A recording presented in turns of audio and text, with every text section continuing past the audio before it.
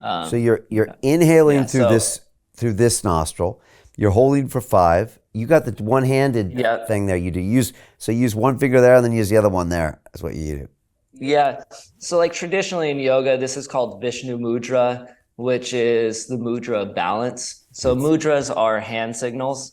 okay. Yeah. So it's like That you use your ring finger and your thumb. Mudras are hand signals that you give meaning to. okay. So like like when I started learning about mudras, I thought it was like such a weird thing. Like how does this mean this and how does this mean this? But we have all kinds of mudras. You know, you have this mudra, you have this mudra, you have this mudra. You know, they're just hand signals. They don't mean anything until you give it meaning. So that's like kind of the same thing. So you associate some meaning with this one. This one means balance. So I'll inhale and I'm thinking about balance through one nostril, 5 seconds, hold for 5 seconds. Then I switch and I exhale throughout the other nostril. And And I hum. do that Right. hum and Hum. humming breath. Right. And then I'll inhale through the same one I just exhaled out of it Right. and I switch. So And then this is a hum. And then variation hum of back a down that one as well. Okay. yeah, always humming only on the On the exhale. exhale. Okay. You could also do that without the humming. It's effective, but it's not as effective. Some people like that because they feel shy or embarrassed about humming, or maybe you're in bed with your partner and your partner's sleeping and you don't want to make noise. So you could still do it without humming. It's just adding that. You'll still get you get 6 to 9 times more nitric oxide just through breathing through the nose, and that's increased by dramatically through humming.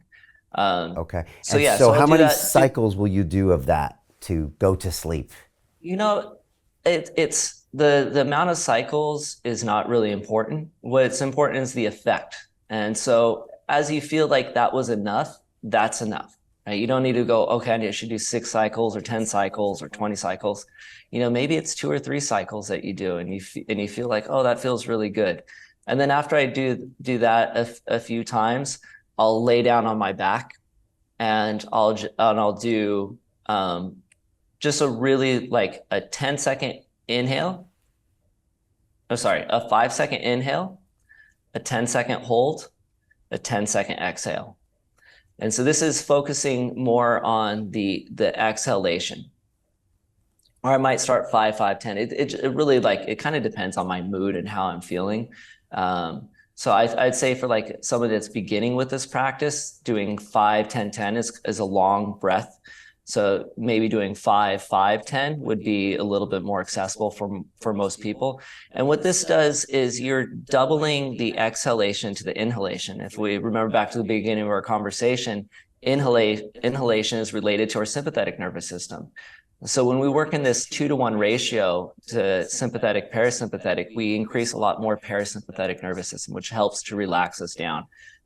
It's why like you've heard of 4-7-8 breath.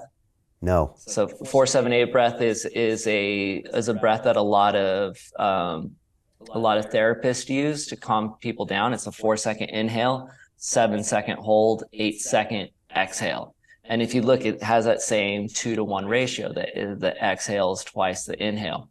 That one's kind of interesting too, because when you do that one, you do the 8-second exhale through your pursed lips, like.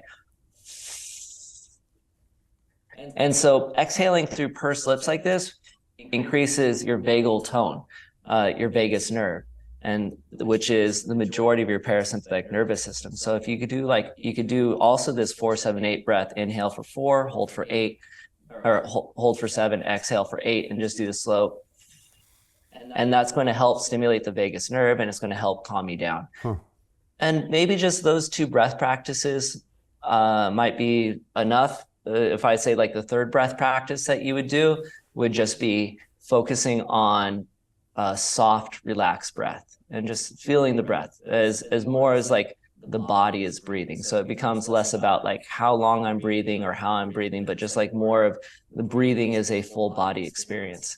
And I'm usually asleep. Like I being a firefighter, you have to get really good at going to sleep fast because you don't know how much time you have to sleep or when you're going to wake up. So you almost train yourself to like when your head hits the pillow, you go to sleep. So I only do this when I'm having like when I'm having difficulty sleeping, but I find it really, really helpful. So All right. like, yeah, those two practices, if you I'm want gonna to keep test- it simple. Yeah, I'm going to test drive this tonight. So it's sitting up, nostril, and then I'm back down. I'm going to do like a 5-5-10. And then at the end of that, I might just concentrate on just the breathing process of the whole body and just try to just focus on it in Yeah. all of its nuances and not try to force it. Yeah.